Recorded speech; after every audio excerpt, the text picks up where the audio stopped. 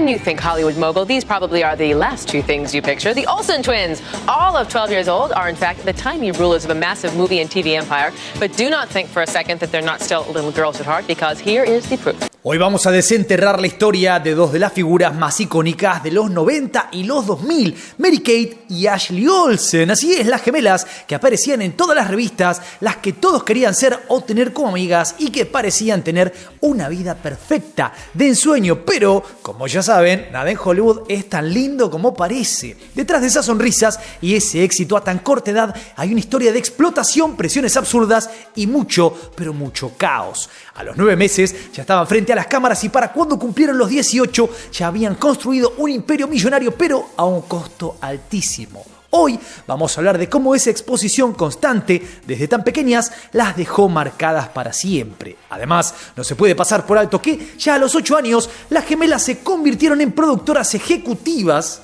a través de Dual Star Entertainment, la empresa que crearon siendo menores. Esta empresa no solo les dio independencia financiera, sino que marcó el inicio de un imperio propio que las preparó para manejar su carrera y fortuna como pocas otras estrellas infantiles. Así que, si alguna vez creíste que vivir como estrella era puro glamour, te aviso que la historia de las Olsen va a hacerte replantearte todo. Acá no se trata solo de fama y fortuna, sino de las cicatrices que deja la fama en una vida que nunca fue normal. ¡Aló! ¿Qué pasó, frikis del carajo? Soy Juanito 6, esto es Del Carajo TV y para entender cómo empezó esta historia tenemos que retroceder tan para atrás como al momento donde estas chicas ni siquiera caminaban todavía. Mary-Kate y Ashley llegaron a la televisión a los 9 meses y no fue por obra del destino o por una casualidad. Su mamá las llevó a un casting para una nueva serie que se venía con todo, Full House o 3x3, donde necesitaban a un bebé para el papel de Michelle Tanner. Pero claro, en ese momento había una ley en Estados Unidos que limitaba el tiempo de trabajo de los menores.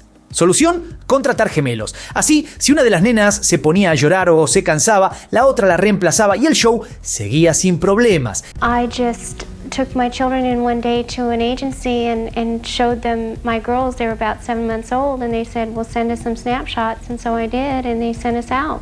As an infant, you can only work about 20 minutes at a time, and that's it. So, they have to have at least 2 kids to play one role. So therefore, when you had twins, you bought yourself 40 minutes as opposed to 20 minutes of time. Y ojo, porque no fue fácil para las chicas desde el primer día. Imaginemos un segundo, son bebés, ni un año de vida tienen y ya las empiezan a rodear cámaras, micrófonos, luces y gente que no conocen de nada. Un ambiente cero, natural para un nene. Los llantos y las crisis fueron inevitables, pero para el equipo de producción no era una opción parar. ¿La solución?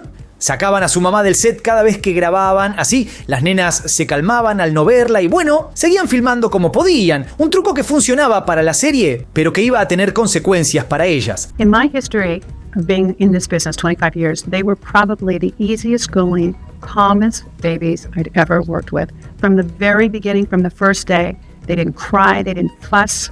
It became apparent that the separation anxiety that the girls were going through every time they had to be taken away from their mother to be brought onto the set, it was a trauma.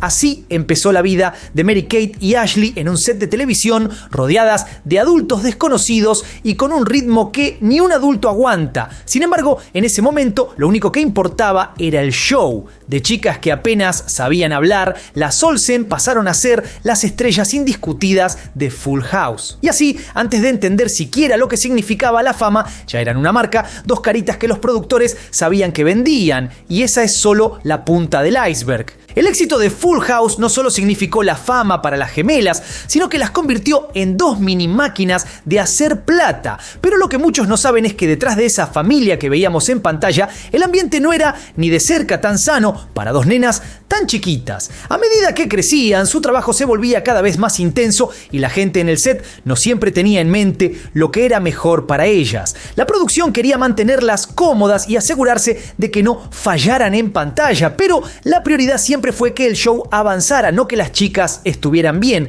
Ahí entra uno de los aspectos más turbios de todo esto, las cosas inapropiadas que vivieron en ese set. Bob Saget, el mismo que hacía de papá perfecto en la serie, era conocido por su humor humor oscuro y muchas veces chocante, incluso con las chicas presentes. Para que te des una idea, una vez usaron una muñeca de tamaño real para grabar una escena en la que no estaban la gemela, y Saget hizo una broma pesada simulando cosas que, sinceramente, no tienen nada de gracioso, y menos si hay nenes cerca. Imagínate a Mary-Kate y Ashley viendo eso en un monitor, sin entender del todo, pero sabiendo que algo estaba mal. Esa era la familia en la que crecieron, una en la que había bromas y comportamientos que estaban lejos de ser aptos para chicos. Pero lo peor de todo es que no había adultos para protegerlas realmente. Su mamá, aunque estaba cerca, siempre era apartada cuando ellas tenían que actuar y no había nadie más que pudiera cuidar que estuvieran bien. Las personas en el set fueron, en gran parte, quienes criaron a las Olsen, pero con una dinámica en la que ellas no tenían voz.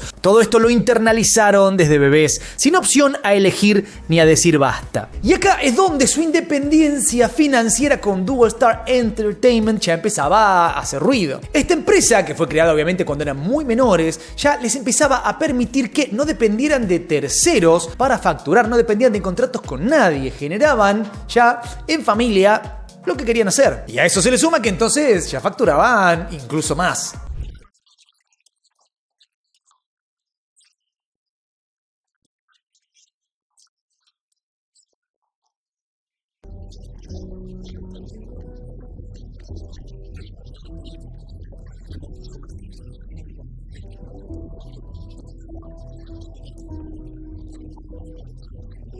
Con el tiempo, Mary-Kate y Ashley no solo eran las estrellas de Full House, sino que empezaron a convertirse en una verdadera marca. A medida que el show crecía en popularidad, el equipo detrás de ellas vio el potencial para hacer algo más, usar sus caritas para vender. Así es como se formó Dual Star, la empresa creada por sus propios padres y manejada por un manager que las transformó en un negocio multimillonario, lanzando películas, merchandising, ropa y hasta muñecas inspiradas en ellas. And you made how many movies prior to this one? Oh, straight to video? Yeah. 20 something? 20 something. 20? You've made 20 movies. I think something like that. That's unbelievable, isn't it? Sí, las gemelas eran literalmente un producto de consumo. Thorne sensed that the tween consumers with allowances to burn would be willing to buy even more. How many products have their name on it? About 52 categories of entertainment, fashion, and lifestyle. List some of the products. Clothes, books, videos, CDs, CD players, sportswear, cosmetics, hair stuff, shoes, chairs. Chairs?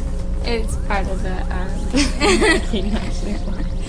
Y acá la cosa se vuelve densa. Mientras otros nenes jugaban con sus muñecas y veían sus películas, las Olsen prácticamente vivían en el set o frente a una cámara. Durante los descansos de la serie, en lugar de tener vacaciones como cualquier chico, el equipo de Dual Star las ponía a grabar películas y contenido que se vendía como pan caliente en VHS. Imagínate estar en primaria y no saber lo que es un verano libre porque hay que aprovechar cada minuto. Lo más triste es que, para convencerlas de hacer todo esto, sus managers y padres les decían frases dulces como si todo fuera una aventura y ellas fueran las grandes protagonistas. Claro, suena lindo si sos un nene, pero la realidad era muy distinta. Trabajaban como adultas, soportaban horarios extenuantes y apenas tenían vida propia. Incluso llegaron a lanzar una línea de ropa para adolescentes que se vendía en Walmart, mostrándoles que su imagen y estilo influían directamente en lo que millones de chicos usaban. Esta transición de un público masivo a uno exclusivo fue clave en el desarrollo de sus futuras empresas en la moda de lujo.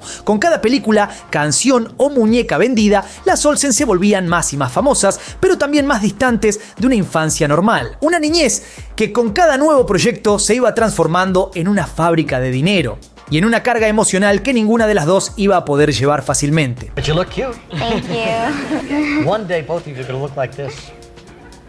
Can't wait.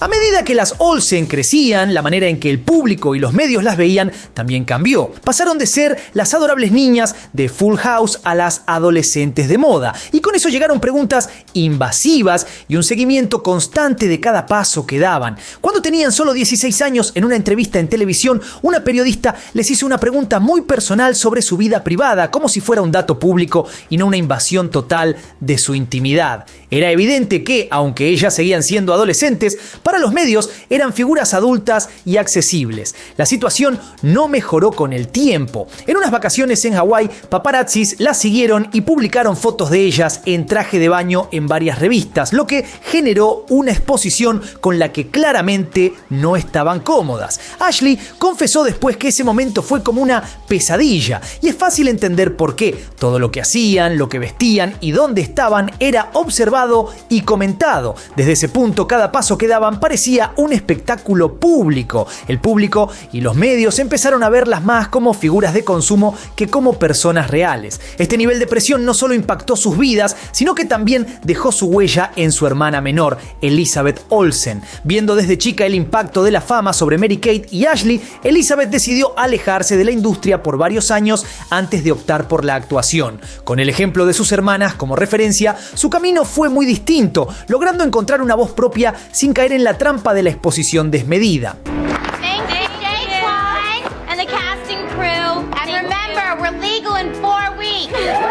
Por si fuera poco, muchos sitios web, muchas personas en diferentes medios empezaron con una tendencia que después se repitió con otra gente como Millie Bobby Brown, etcétera, etcétera. Una cuenta regresiva ¿a qué? A sus 18 años, como si fuera una especie de momento épico donde a partir de ahí ¿sucedía qué? Es una situación que si hoy la miramos básicamente se vuelve perturbadora, porque básicamente quienes hacían esto estaban a la espera de que las chicas se vuelvan legales para diferentes tipos de cuestiones. Y esta transición de niñez a adultez fue un periodo lleno de presiones para estas chicas. Mientras vos estabas en tu casa mirándote en el espejo, me salió un grano, mientras conocías tu nueva cara, tu nuevo cuerpo, ellas lo hacían, lo vivían frente a las cámaras en una situación que es difícil para un adulto. Imagínate para una persona en la edad más vulnerable de toda su vida. Cada aspecto de esta adolescencia o de este crecimiento estaba bajo una lupa que no te perdona nada, y al contrario, que a veces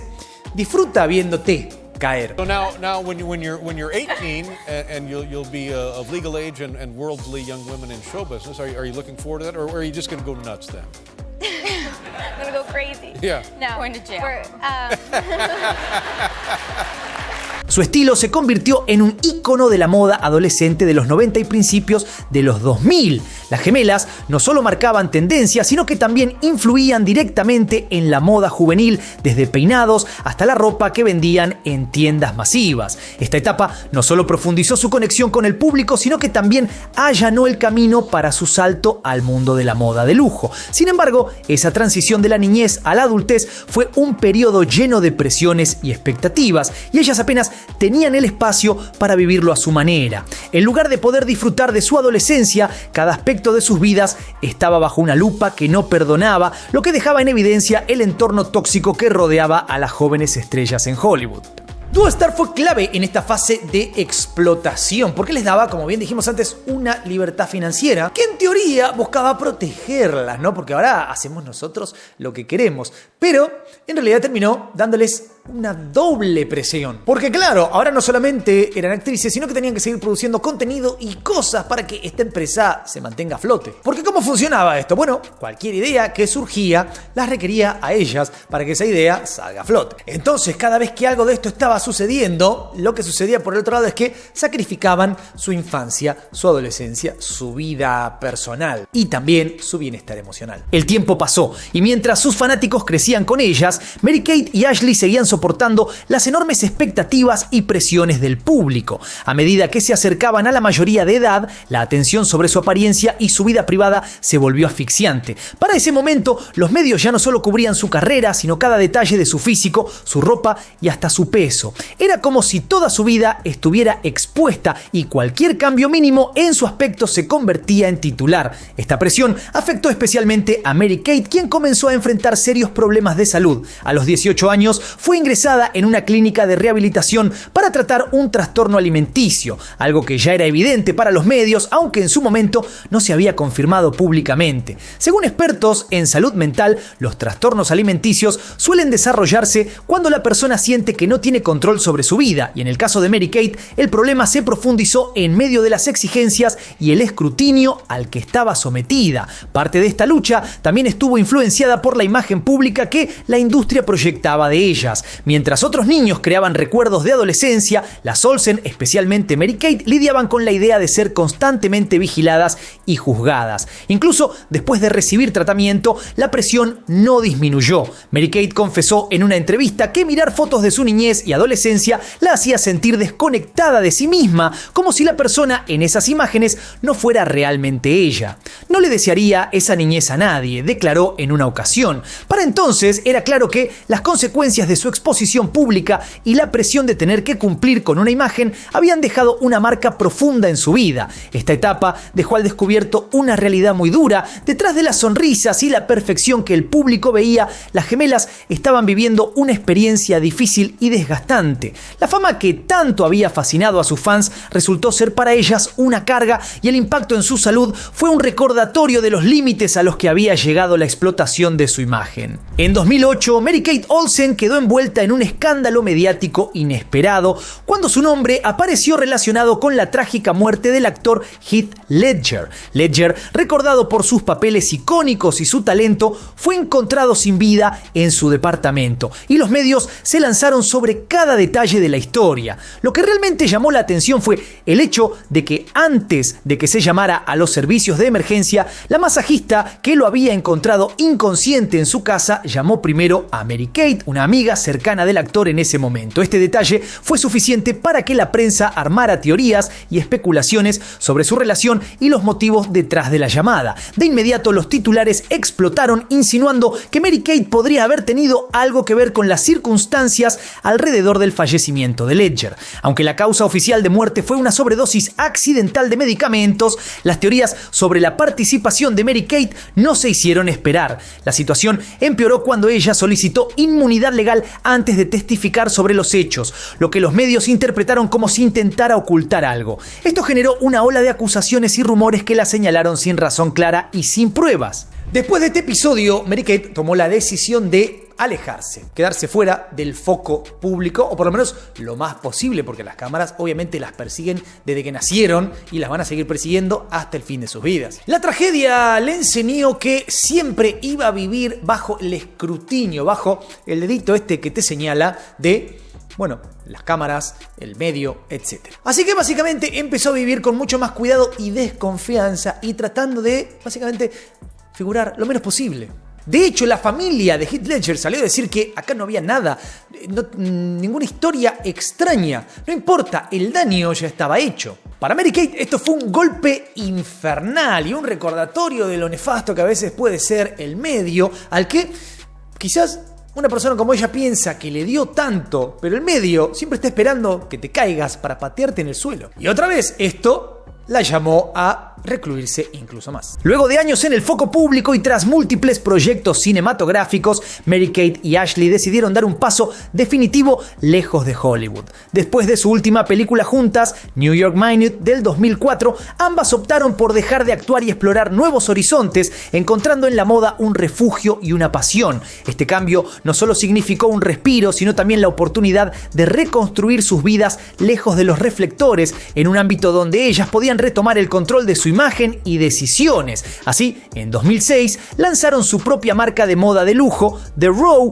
con una filosofía opuesta a la exposición constante que habían tenido en Hollywood. Mientras la industria de la moda de entonces abrazaba logotipos visibles y diseños llamativos, The Row apostaba por la discreción y el minimalismo, con piezas de alta calidad y sin logos visibles. Este enfoque cautivó a celebridades y expertos en moda que valoraban el estilo conocido como lujo silencioso. Más allá del éxito en moda, este cambio fue una declaración de independencia de las gemelas. Buscaron una vía donde pudieran expresar su arte sin la presión constante de la fama, una que les permitiera crear algo duradero sin depender de la imagen pública que las había marcado en su niñez y adolescencia. En este nuevo rol lograron finalmente tener una vida más privada, evitando redes sociales y entrevistas, dejando que sus diseños hablaran por ellas. Esta fue su forma de transformar el caos de su infancia y juventud en algo tangible, una marca que representa no solo su estilo, sino también la independencia que tanto buscaban. A pesar de su decisión de alejarse de las cámaras y de los eventos públicos, el interés en Mary-Kate y Ashley nunca desapareció del todo. La industria del entretenimiento y el público en general seguían fascinados con ellas, pero esta vez por motivos distintos. En lugar de ser las estrellas adolescentes que entretenían a una generación, se convirtieron en un símbolo de resiliencia y reinvención. Las gemelas habían demostrado que, incluso cuando el mundo parecía tener planes para ellas, supieron tomar el control de su destino. Su relación con la fama también influyó en cómo su hermana Elizabeth eligió su propio camino. Aunque también se dedicó a la actuación, Elizabeth tomó un perfil diferente con menos exposición mediática, buscando privacidad y profesionalismo, algo que probablemente aprendió viendo a sus hermanas navegar la fama. Hoy en día, aunque mantienen una relación cercana, cada una vive su vida de una forma muy distinta, adaptándose a sus propias experiencias y desafíos. Mientras otras celebridades de su época buscaban revivir sus carreras o mantenerse en el centro de atención a través de redes sociales, ellas adoptaron un perfil bajo, casi enigmático. Raramente se las ve en eventos y aunque asisten a algunos desfiles de moda o galas selectas, su presencia es reservada y casi siempre alejada de las cámaras. Este anonimato es en parte su forma de mantener la privacidad que les fue arrebatada en su juventud y una manera de proteger el espacio que construyeron para ellas mismas en el mundo de la moda. La gran pregunta que nos deja esta historia es ¿cuánto hay más allá que no conocemos, que no escuchamos de estas chicas? Ya sabemos todo lo que han vivido muchos en Hollywood, pero ¿qué tal si en realidad lo que estamos contando hoy es apenas el 1%, la punta del iceberg de lo que han vivido estas chicas? Eso sería infinitamente más turbio, pero termina siendo tristemente lo que vemos constantemente en Hollywood. La verdad, ¿no? Nunca jamás sale a la luz. Déjame tu opinión por ahí abajo, no te olvides también de darle duro al botón de like, suscríbete, toca la campanita, sígueme en todas mis redes. Soy Juanito Say, esto es Del Carajo TV y nos veremos la próxima. Paz.